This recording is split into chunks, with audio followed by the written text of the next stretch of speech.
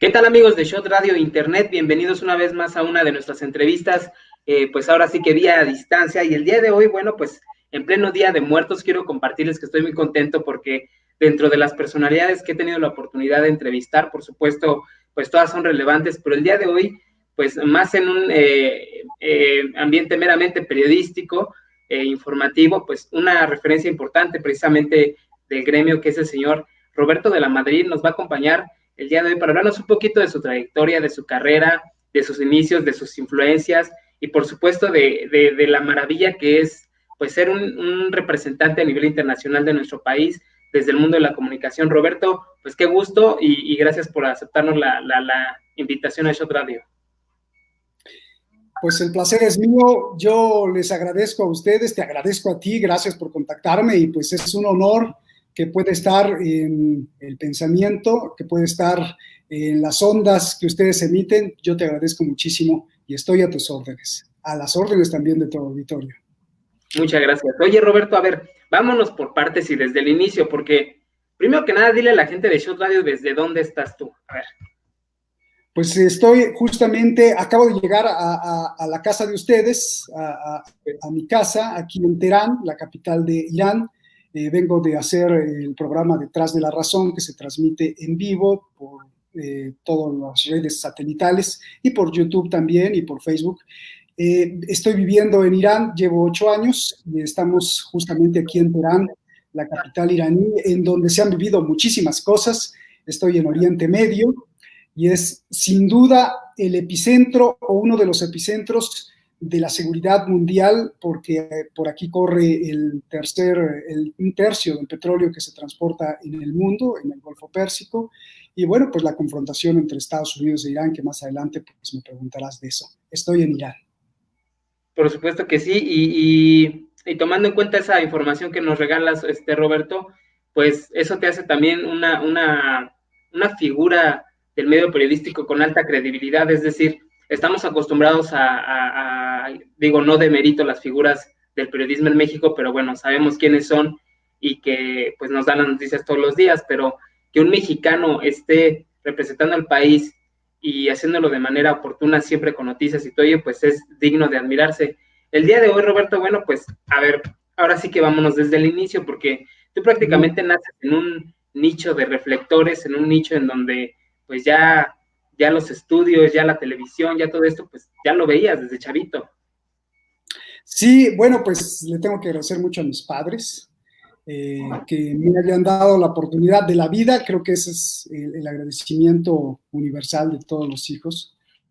Estoy muy agradecido y estoy muy agradecido por haber también nacido en esa cuna que mi padre fue una persona que fue muy pobre cuando tenía 5 años de edad, fue un limosnero y alguien lo regañó cuando tenía 5 años de edad y le dijo: nunca pidas dinero porque eso es la peor injusticia para ti mismo, ponte a trabajar. Y bueno, desde los 5 años de edad entonces empezó a trabajar mi padre y veía la XW como su sueño. Y bueno, pues a los 15 o 16 años entró al periódico y a los 17 años era jefe de dibujo del periódico Novedades. Y bueno, esto te lo cuento porque eso sin duda pues me dejó huella en mi espíritu, en mi alma. A pesar de tener muchas cosas que me abrieron los ojos al mundo, mi padre siempre trató de ponernos en la tierra y de ser muy humildes. Siempre estuve en escuelas de gobierno gracias a mi padre y entendí mucho de las problemáticas sociales que vivimos los seres humanos, tanto en México como en parte del mundo, en América Latina. Y eso me llevó a que cuando acabo mi carrera, mi licenciatura en filosofía en la universidad, en la UNAM, de hecho mi tesis en la UNAM fue criticar a los filósofos, porque los filósofos pues se sienten muchísimo, se sienten sabios, grandes pensadores, ahí en la UNAM, muchos, no todos. Y mi tesis era una crítica que ellos deberían de estar pues, en la Secretaría de Educación Pública, o incluso siendo presidentes de México o alcaldes, porque bueno, tienen mucha preparación y preparan muy bien en la UNAM porque nos hablan de todo, de matemáticas, de física, de lógica matemática, Pero bueno, muchos de los filósofos tampoco son contratados si no hay un mercado, entonces pues, se dedican solo a dar clases.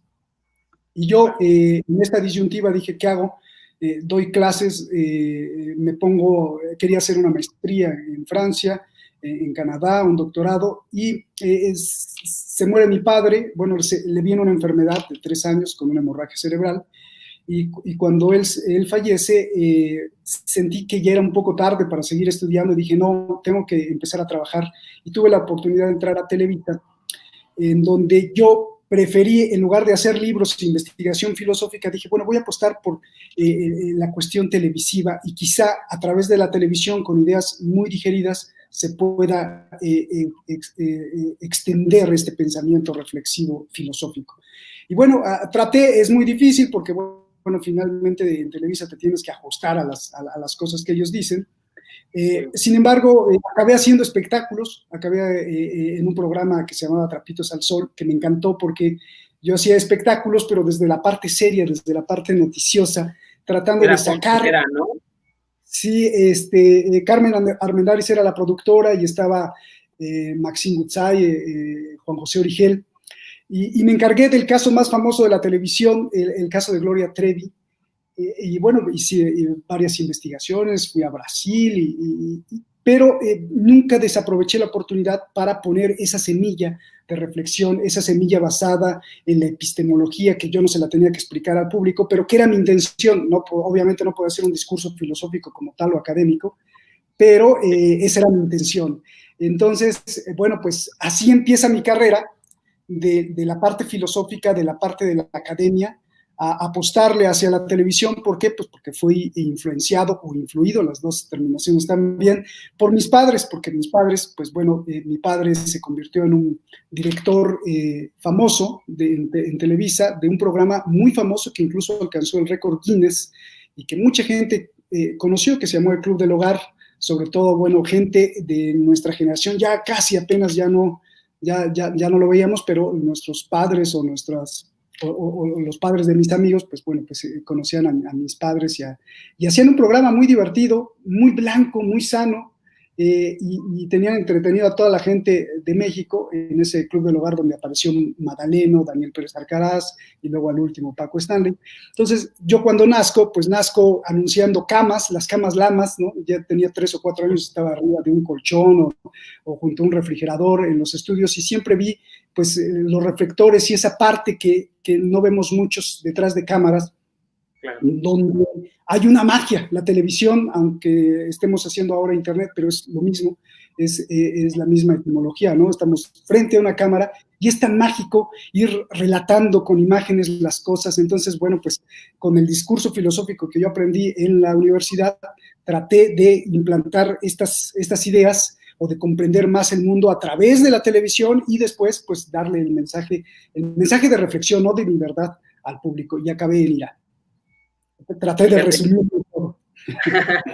Y aparte, con esta influencia que traes también de tus padres que se dedicaron también al mundo de la televisión y pues también comienzas, por ejemplo, en Eco Noticias y todas estas plataformas que en ese entonces eran exclusivas de Televisa para dar las noticias, pues tienen la influencia también de una figura como el señor Jacobo Zabludovsky, que formó a mucha gente, a muchos comunicadores, pero ¿quién más influyó en tu vida profesionalmente desde el lado periodístico, Roberto, para dedicarte a esto?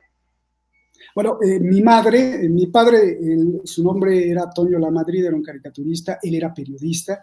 Él, a pesar de haber sido periodista también de espectáculos, fue periodista al principio de Nota Roja y me contaba cómo cuando se cayó un avión cerca del volcán Popocatépetl, corrió y hizo el reportaje. Todo eso me influyó.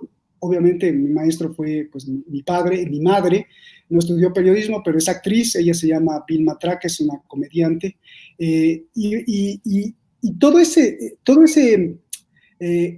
cosmovisión de la vida que tenían mis padres. Por ejemplo, mi madre, fuera de cámaras, le encantaba la arqueología, y tengo una foto con mi padre y mi madre arriba de Tlaloc, del monolito Tlaloc que está en el Museo de Antropología.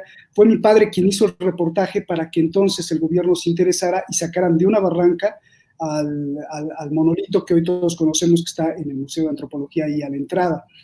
Entonces, sí hay esa vena, esa curiosidad que pues me llamó hacia la filosofía. Entonces, mi padre y mi madre, definitivamente, Julieta Velázquez, mi madre, te mando un besote, me influyeron y condicionaron mi vida hacia esa búsqueda. Jacobo Zabludowski fue mi padrino profesional, independientemente de que no estaba de acuerdo con muchas ideas y con la posición que jugó política o socialpolítica en la historia de México pues, por repetir el oficialismo. Sin embargo, en la parte estricta del periodismo, de cómo hacerlo, bueno, le aprendí muchísimo. En la parte de abstraer las cosas, le aprendí muchísimo. La parte de redacción es muy difícil redactar para televisión, tienes que ser muy claro, muy conciso, con ideas muy concisas, y enseñó a gente, a mucha gente. Yo cuando entré a su redacción decía, pero es imposible que en 20 segundos te pueda decir una noticia de Afganistán o de la ONU, y bueno, pues aprendí a abstraer eso, le agradezco muchísimo. Insisto, con la independencia de la crítica que ha tenido sobre la repetición de la posición oficial durante muchos años del PRI en Televisa, ¿no? Y que se fue Jacobo Zabludowski, pero en la cuestión del periodismo como tal, de la estructura periodística de la redacción, increíble, le agradezco tanto. Y pues después ya era la ambición de seguir con la curiosidad de llevarle al público. No la noticia, insisto, cuando estaba en espectáculos, lo que quería llevar era que, por ejemplo, si habían agarrado a Niurka Marcos con no sé quién, porque el divorcio, recuerdo, creo que era Juan Osorio o algo así, yo lo que trataba era de, en base a esa noticia, exponerle a la gente, oiga, si usted es una madre sufrida, si usted es una esposa golpeada, mire, hay una fiscalía, hay un ministerio público especializado para violencia intrafamiliar, siempre tratando de llevar esa otra parte de la noticia, que no es gran noticia, sino es un constructo que puede ayudar a la sociedad a tener un país mejor, una sociedad mejor. Claro, objetivizar pues lo que nosotros podríamos considerar, digo, no me quiero ver mala onda, pero como chisme, pues tú lo haces un poquito más objetivo, ¿no? Un poquito más pues coherente en torno a la información que dabas, complementando ya todas estas todo esto que mencionas, ¿no? Si había violencia de parte de los famosos, bueno, pues tú ya retomabas esa parte y aconsejabas de alguna manera al público. Roberto, retomando un poquito el asunto de tu paso por la máxima casa de estudios que es la UNAM, que tú como filósofo, pues de alguna manera ahorita pues, te ha tocado ver de manera presencial todos estos conflictos, ¿no? Toda esta situación mundial referente a Irán y, bueno, Estados Unidos y todo ello. ¿Tú cómo lo conjuntas? ¿Cómo conjuntas esa parte filosófica con periodística ya de ese lado, ahora sí que de ese lado? Ha sido maravilloso, no me arrepiento. Me habían contratado en Los Ángeles para ser presentador, conductor de noticias en un noticiero de Estrella TV, y después tener un espacio como de 60 minutos de investigación, de periodismo a fondo en Los Ángeles. Estaba Enrique Gratas, un periodista muy famoso de habla hispana en Estados Unidos. Íbamos a hacer una especie de 60 minutos. Dejé eso, abandoné eso por ciertas cuestiones personales que no me gustaron, que en su momento se lo expuse a la cadena, a Estrella TV, por venirme a Irán con un sueldo 3 veces menor y con una apuesta de profesional que no sabía qué iba a pasar.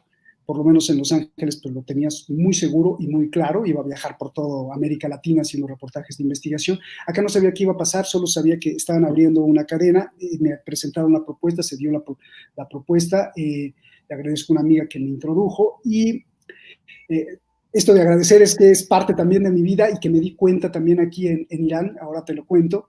Hay que estar agradecido todo el tiempo por estar en este espacio, por tener un pollo que comer, por muchas cosas, porque cuando vengo a Irán, pues mucha gente quiere, por ejemplo, migrar a Estados Unidos y me dice, oye, estás loco, ¿por qué dejaste Los Ángeles, no? Y yo vivía cerca de Beverly Hills y apenas si vivía una temporada muy cortita, porque, bueno, abandoné el trabajo en Estrella TV, me vine a Irán, y te digo, no me arrepiento ni profesionalmente y sobre todo espiritualmente, porque vivir en Oriente Medio te da otra visión.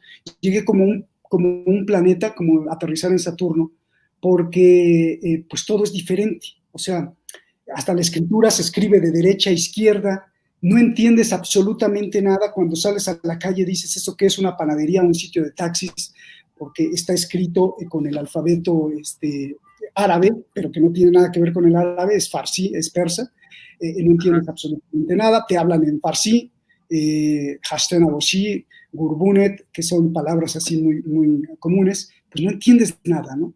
Y es como estar viviendo en otro planeta, porque no te puedes comunicar, no te puedes expresar. Afortunadamente, la gente, los jóvenes, muchos saben hablar inglés y bueno, pues eso me ha servido. ¿Y qué pasa? Pasa que a nivel espiritual, pues esta soledad, porque vives prácticamente solo, lejos de tu casa, lejos de tu ambiente, lejos de tus amigos, lejos de tu familia, lejos de tus tradiciones, lejos del sistema al que estás acostumbrado a vivir y a convivir, porque aquí, por ejemplo, no puedes salir de shorts al gimnasio, algo tan simple que te empieza a impactar psicológicamente. ¿Por qué? Porque es un país islámico y para ellos es mal visto que, por ejemplo, las mujeres enseñen su cabello, entonces tienen que estar tapadas, los hombres no pueden salir en shorts, y no hay alcohol, por ejemplo. Digo, no soy alcohólico, pero finalmente ya en ese mundo de prohibiciones, desde la perspectiva occidental que tenemos, pues te empieza a impactar psicológicamente. Y comprendo muchas cosas, para no hacerte el cuento largo, comprendo muchas cosas de que estando en Oriente Medio, que es fascinante, que es una magia increíble, que es un país surrealista, por muchos motivos que te explicaré después si hay tiempo, aprendo que el ser humano es un fenómeno igual en todos los aspectos, en todos los países. Los seres humanos somos muy conflictivos, el egoísmo es tremendo en todos los niveles, y esto hace justamente lo que me preguntaste, esto hace que haya guerras, que el egoísmo por no compartir, por ejemplo, en las grandes corporaciones petroleras que están interesadas en Oriente Medio, ha hecho que pues Oriente Medio esté bajo la lupa de los misiles. O sea, siempre, en todos estos 8 años, siempre he vivido bajo la amenaza de que cualquier día Donald Trump o antes Obama se podrían despertar y bombardear Irán, o que Irán hiciera alguna cuestión en el Golfo Pérsico que pudiera ser malentendida y entonces le bombardearan y le contestaran. Bueno, esto pasó en enero justamente de este año, cuando Donald Trump mandó a matar al general Soleimani, general persa, en Irak. Y bueno, pues estuvimos en una crisis a punto de ir a una guerra internacional, en una guerra de alto calibre. Irán bombardeó la base de Estados Unidos. Entonces, ver todo eso me hace pensar que en el mundo no hay ni buenos ni malos, sino que todos tienen parte de la verdad, y lo que rige es el egoísmo de las personas a nivel básico y a nivel de élites. Siempre hay un egoísmo, decir, no, yo no quiero compartir. Si ves, por ejemplo, el mapa de los terroristas, lo único que estás viendo es el mapa de las venas del petróleo. O sea, donde hay terroristas es que abajo hay pozos petroleros o hay gaseoductos o oleoductos. Lo que estamos viendo es una guerra siempre por el poder, por yo tengo más, quiero más y no lo voy a compartir, saqueo de recursos, y el pueblo, pues finalmente el pueblo es el gran perdedor. Pero tú cómo vives eso, Roberto, tú como persona, es decir, yo me estresaría, o sea, al final, como tú dices, estar a la deriva pensando en si va a caer algo, si van a aventar algo, si se suscita una, o sea, ¿cómo es para ti eso emocionalmente, Roberto? Bueno, eso es parte de mi profesión y parte de mi perfil psicológico. Me gusta mucho la emoción, me gusta mucho la aventura. Y bueno, pues yo estaba consciente de que, y estoy consciente de que si hay una guerra, pues espero que nunca, porque se pierden muchas vidas humanas, pero si la hay, pues estaré listo para reportar, para transmitir, para decir. Hay muchas cosas que decir cuando hay una guerra, y denunciar y decir alto. Me acuerdo cuando hubo un conflicto en el 2014, no un conflicto, sino una guerra de 50 días entre Israel y la Franja de Gaza. Bueno, pues estuve transmitiendo en vivo durante un mes pues todas las atrocidades, y denunciaba lo que estaba haciendo en ese entonces pues el gobierno de Obama. Entonces, y también la otra parte, ¿no? Porque, bueno, pues nadie es inocente, eso es lo que he aprendido. ¿Cómo lo vivo yo? Bueno, pues lo vivo viendo, agradeciendo a la vida que puedo ser un observador y que estoy aquí para capturar con mi cámara fotográfica que se llama Mente, Pensamientos y poderlo transmitir de una forma clara. No hay imparcialidad, porque no creo en la imparcialidad, porque estoy condicionado a mis pensamientos, a mi historia, pero sí creo en darle a la gente todos los elementos que pueda o que me permitan, que son necesarios para poder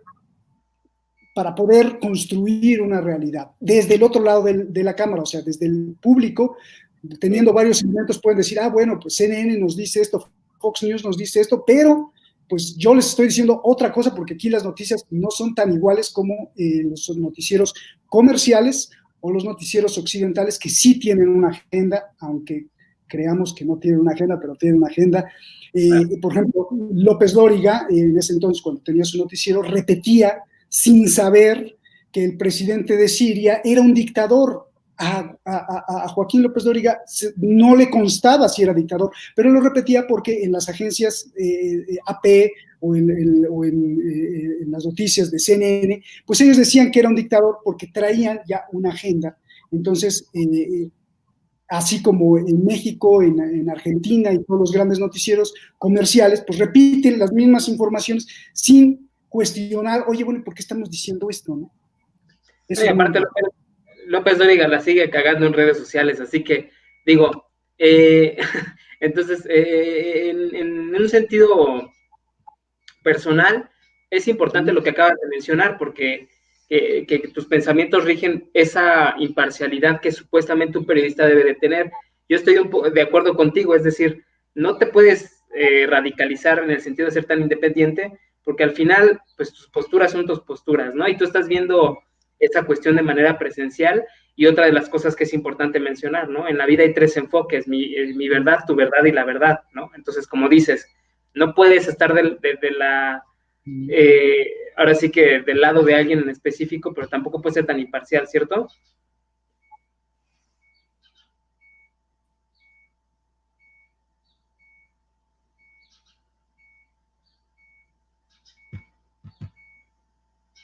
Por ahí Roberto.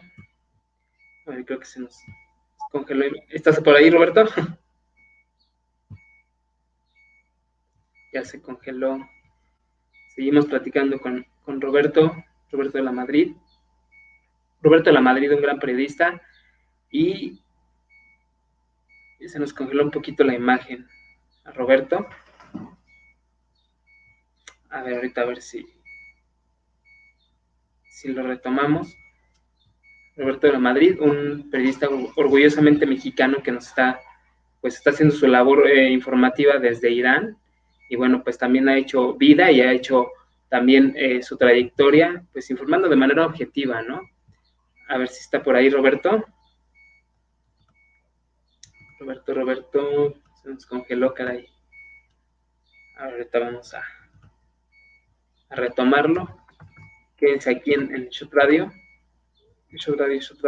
para que sigamos platicando con Roberto de la Madrid y que nos cuente un poco, nos siga contando un poco de su trayectoria, de su vida y bueno, cómo ha desempeñado esta labor como periodista desde Irán, porque al final, de una manera objetiva, como lo estamos platicando hace un momento, y que no vaya, a ver, le están mandando así para que, un momentito, para que se conecte de nuevo Roberto, a ver, ahí está. Ahí está. Es la habilidad también de Oriente Medio. Bueno, las redes aquí son muy interferidas tanto por guerra cibernética como también por la censura del gobierno. Como decía, este es un país islámico, entonces las redes sociales como YouTube, por ejemplo, están censuradas, eso le baja la calidad y la estabilidad al Internet. ¿Por qué? Porque claro, tienen sus propias reglas. También aprendí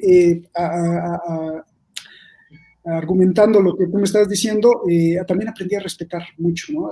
Hay tradiciones que para nosotros no son pues viables, pero para otras personas pues existen y esos pues son muy respetables, son sus pensamientos. Sigo a tus órdenes con todas las preguntas que quieras. Continuamos aquí, mira, dice Alex, buenísimo programa, Patricia Machorro, felicidades al programa y al gran periodista Roberto de la Madrid. La gran Pati, ¿no? La conozco mucho en Televisa, una gran compañera. ¿A Pati Machorro la conoces? Claro, por supuesto, una gran escritora y una persona con mucha alegría. Pati, un beso. Ah, pues ahí te la voy a saludar el miércoles, porque vamos a desayunar el miércoles, y ahí te la saludo, Pati. Roberto, el asunto de justamente vivir esta vida periodística, porque al final se convierte en un estilo de vida lejos de ser un oficio, el periodismo, ¿no? ¿Qué te dice a ti? Pues has recibido premios muy, muy importantes, entre ellos considerado pues uno de los mejores periodistas del continente. Evidentemente, digo, tú se ve que eres súper sencillo, ¿no? Pero, ¿qué te dice a ti como mexicano y qué te dice como persona y qué te dice como profesionista?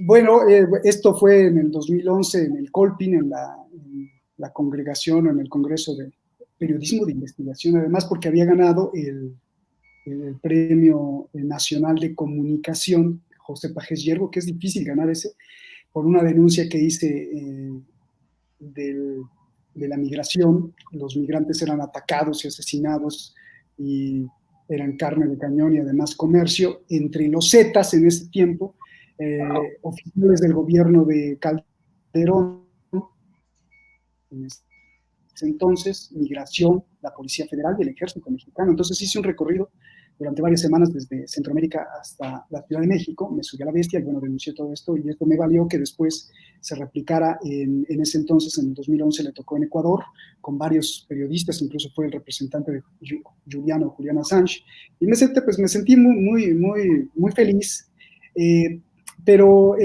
a tu pregunta, pues no, nada, no, de verdad que no siento nada, es creo que mi obligación, o sea, yo escogí este oficio y pues tengo que darle, ¿no? Tengo que estar con la cámara que te decía que es mi mente, con la cámara también ahora que tenemos instrumentos como el celular, pues si sucede algo rápido, lo subes a la red, lo explicas, que hay que explicar muchas cosas, porque a veces nos suben este es un peligro, ¿no? Las redes sociales, a veces subes una imagen, pero si se descontextualiza o no la contextualizas, pues entonces se puede entender de otra forma, ¿no?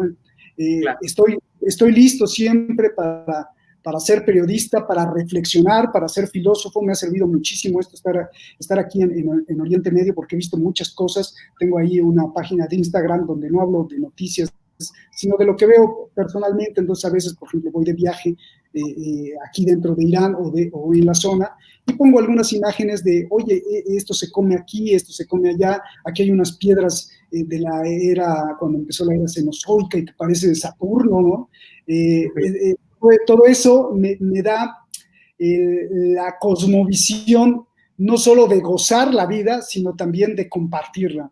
Y eso, pues, estoy muy agradecido. Y esa es la forma en la cual vivo esta amenaza que para mucha gente podría ser de nervios, ¿no? Vivir una amenaza de ataque, de guerra. Pues no, yo no tengo nervios de eso, sino al revés, me siento comprometido con el público, tan agradecido con el público que tenemos en Detrás de la Razón, que Dios mío, de verdad es hermoso, y no importa si critican o no, al revés, ¿no? Hay gente que, por ejemplo, dice, oye, qué mal hiciste en esto, les agradezco tanto también porque, pues, eso es lo que nos hace, ¿no?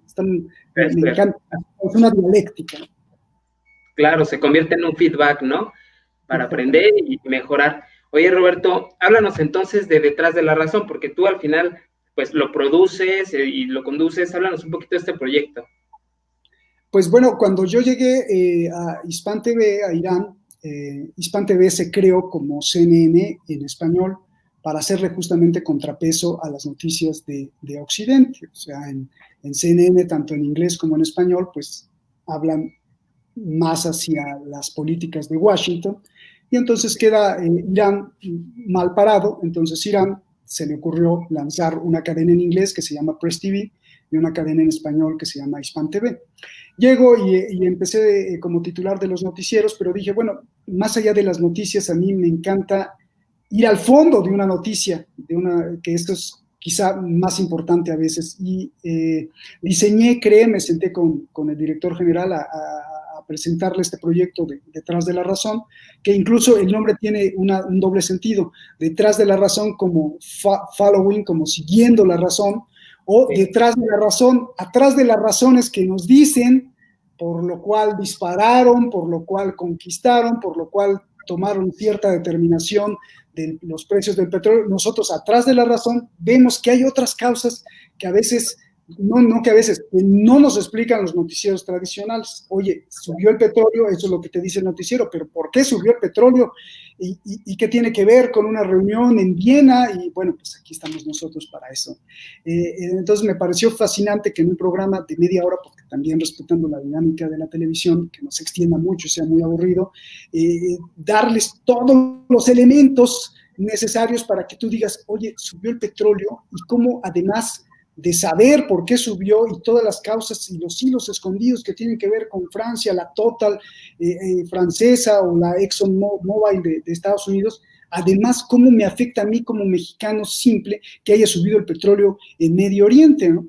Bueno, pues también te puede afectar por esto y por el otro, y no se habla de estas cuestiones, ¿no? Igual como los movimientos progresistas en Ecuador o en Bolivia. Entrevisté al presidente, cuando era presidente, Evo Morales, o a Rafael Correa. Entonces, bueno, pues voy entendiendo todas esas cuestiones y esos mecanismos. No, es como en la psicología, no se puede hacer psicología individual, o sea, un buen psicólogo no puede hacer psicología de un paciente si no también hace psicología social. O sea, si no entiende el entorno psicológico que está afectando a su paciente, pues no puede hacer una psicología práctica y precisa, porque está saltándose los elementos que te hacen ser como individuo. De la misma forma, si tú quieres ver algo político de un país en específico, no puedes abordarlo simplemente desde el nivel nacional. Tienes que ver todos los mecanismos que están presionando para un cambio, para una transformación, para una política nacional,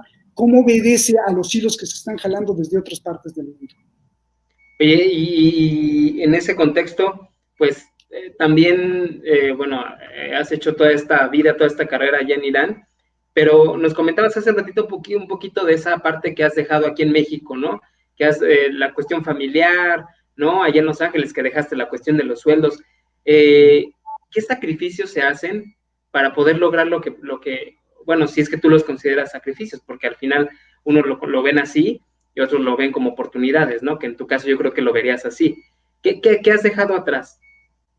No, desde luego que hay sacrificios, que es, como lo dicen algunos espiritualistas o gente que se dedica a la espiritualidad, pues la renuncia, ¿no? A veces tienes que renunciar a cosas que te duelen, desde el círculo de confort, que bueno, pues ese no te debería de doler, pero a veces nos duele salirnos del círculo de confort, hasta cosas muy, muy puntuales, como por ejemplo la caricia o el abrazo a una madre, los abrazos entre amigos, el sentarse en una mesa. Por ejemplo, algunos periodistas de Telemundo y de Reuters nos íbamos a sentar en un café o en una cantina allá en México, ¿no? A intercambiar. Bueno, pues todo eso se pierde, y uno tiene que ponerlo en la balanza.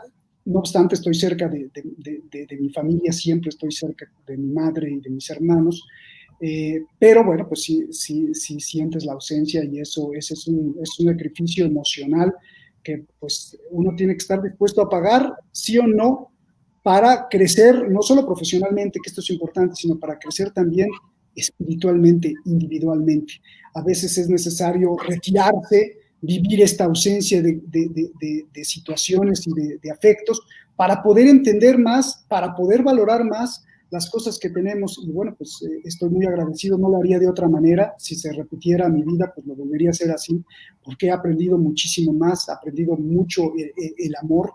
¿Qué es esto del amor? Es verdaderamente importantísimo a nivel profesional, periodístico, individual, personal, espiritual. De aceptar a la gente tal como es, de aceptar a tus amigos, a tus familiares tal como son, y eso evita tantos problemas. Y el otro instrumento que falta mucho en Oriente Medio, que es el perdón. O sea, cuando alguien te hace mal, un compañero de trabajo, un amigo, pues el perdonar desde la...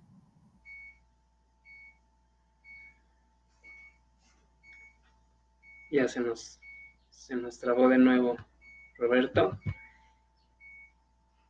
Roberto, ¿andas por ahí? Ya se nos trabó de nuevo Roberto de la Madrid. Estas cuestiones, bueno, de por sí la lejanía y todo ello, bueno, pues las cuestiones técnicas también interfieren un poco, ¿no? En la cuestión de las señales, pero seguimos platicando con el gran periodista Roberto Lamadrid, orgullosamente mexicano, y que bueno, nos está hablando de su trayectoria, de sus influencias, de su trabajo como comunicador en el medio, bueno, ahorita está allá en Irán, y ahorita a ver que recobremos la señal con Roberto. Sí, ahí estoy. Ahí está. Sí, voy 2 o 3 veces a México para estar en contacto con mi familia, para también cumplir con muchas obligaciones, ¿no? Impuestos y todo esto. Voy 2 o 3 veces afortunadamente a México y estoy en contacto directo con mi familia, pero sí es un buen sacrificio y lo valoro mucho. Oye, y aparte digo, más o menos por cuándo, qué fechas vienes a México, igual nos apadrinas los 11 años de Shot Radio, ¿no te gustaría? Puede ser, ¿no? Sí, mira, esto depende, Hombre. ¿no? Nunca estoy seguro, depende, la agenda varía porque a veces se da la oportunidad, a veces, por ejemplo, ahora no puedo ir porque están las elecciones de Estados Unidos y seguramente vendrán muchas más reacciones en los próximos meses. Entonces, en 2 o 3 meses no voy, pero a lo mejor después de 3 meses sí puedo ir y si coincide, con todo gusto, claro, por supuesto. Por Ok. supuesto. Oye, padrísimo, Roberto. Pues, ¿tú qué le dices? Bueno, tú desde ahora sí que desde afuera, me gustaría hacerte esta pregunta en un sentido muy global, muy general. ¿Cómo ves la visión actualmente, cómo ves la situación en México, desde esa trinchera donde estás tú tan lejana, tú como periodista y como ciudadano al final mexicano, ¿cómo ves la situación actual? La veo inserta en un cambio no de paradigma, sino en un cambio regional. Se ven ciertas estructuras de las que ellos dicen progresistas, socialistas. Está cambiando en Bolivia, por ejemplo, se retomó el camino en Bolivia y esto queda muy claro. Y sin duda es parte de este cambio. Entonces, la cuarta transformación, lo que sucedió en México, pues se venía fraguando desde antes, ¿no? O sea, se venía fraguando con la lucha cubana, luego con la lucha venezolana del chavismo, después el movimiento progresista que sí hizo mucho bien en Bolivia. Mucha gente no está enterada, pero Bolivia fue, en los últimos 10 años, fue pues muy aplaudida incluso por el The Economist, que es una revista de referencia geopolítica económica. Estaban maravillados incluso de lo que había hecho Evo Morales y no se había hecho, por ejemplo, en el Reino Unido, ¿no? Con sus programas sociales había sacado de la pobreza a mucha gente. Sí cometió errores, desde luego, pero Bolivia estaba muy bien. Ecuador también, sin duda tuvo errores, Rafael Correa. Entonces, todo este cambio con el kirchnerismo, con Dilma Rousseff, antes con Lula da Silva, todo este cambio en América Latina fue empujando, y creo que México fue de los últimos, y pues ahí está López Obrador. Así lo veo, como una consecución de fuerzas, de intercambios entre la derecha y el centro izquierda o las izquierdas que provocaron, pues, sin duda este cambio. También el malestar social que afectó no solo en México, sino que afectó en toda la tradición de derecha y de centro derecha en América Latina, impuesta por Estados Unidos. La Escuela de las Américas no hay que olvidarla. La Escuela de las Américas, puesta en el siglo pasado, después de los mediados del siglo pasado, Estados Unidos se preocupó por tener una hegemonía total en América Latina, y entonces en Centroamérica puso la Escuela de las Américas para enseñar a todos los gobiernos a cómo torturar, a cómo espiar a la población, a cómo controlar a la población, y de ahí salieron muchas dictaduras, como la que acabó con Salvador Allende, que la conocemos de Augusto Pinochet, como la dictadura de Argentina, y esa escuela era para contrarrestar la influencia soviética, y finalmente pues el modelo se agotó. Lo estamos viendo en Chile, como el modelo neoliberal que fue impuesto por la Escuela de Chicago, los Chicago Boys, que era privatizar completamente todo, y no preocuparse efectivamente por la sociedad. Bueno, la idea era preocuparse por la sociedad, eso es lo que vendían. Sin embargo, al privatizar todo, pues se generó una corrupción total, bueno, ahora estamos viendo el resultado en Chile, ¿no? Y estamos viendo también el resultado en Estados Unidos. Ese neoliberalismo que se aplicó en los 70, bueno, pues ahora tiene su consecuencia cuando permitió a ciertas esferas saquear todo y crear una desigualdad social. Entonces, todo ese malestar, pues, provocó que hubiera un cambio no solo en México, sino, como te decía, quizá México de los últimos, sino en Brasil, con el Partido del Trabajo, con Lula da Silva, después Dilma Rousseff, y derrocaron, si te fijas, cómo va cambiando, derrocan a Dilma Rousseff con un escándalo, que no sé si fue infiltración o no, lo de Odebrecht, para cambiar para lo que sea, para derecho, para izquierda, para ir cambiando los gobiernos, y claro. Bueno, pues entonces asume Bolsonaro, primero Michel Temer y luego Bolsonaro. Entonces, bueno, es una consecuencia del malestar y del agotamiento neoliberal que se aplicó desde Estados Unidos en toda América Latina desde 1970, y así veo el cambio en México.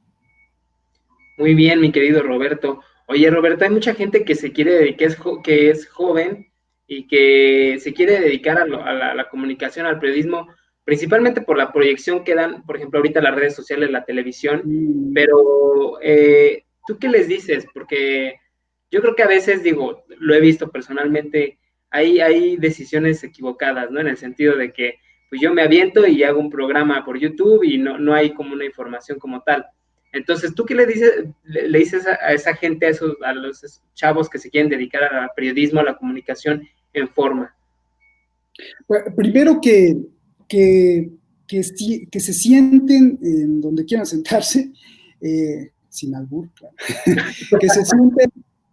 que se sienten y cierren los ojos y se autocritiquen y establezcan qué quieren. Porque muchos de los que han optado por las ciencias de la comunicación o por salir en televisión no persiguen más que la fama. Sin duda es un dulce hermoso la fama y que la gente te reconozca y que te escriba y que te diga. Entonces, si buscan eso, bueno, pues dale, ¿no? Dale, hay muchos canales de YouTube en donde pues, la gente se convierte muy famosa y ahora además que monetizan, bueno, pues entonces se convierten famosas y además tienen influencia sobre la sociedad y además les paga YouTube y bueno, ¿qué quieren? Yo creo que la pregunta más importante que no solo un estudiante o quien va a decidir por las ciencias de la comunicación, sino también por arquitectura o por ser abogado, ¿qué es lo que quieres en la vida? ¿Quieres tener dinero? ¿Quieres ser famoso?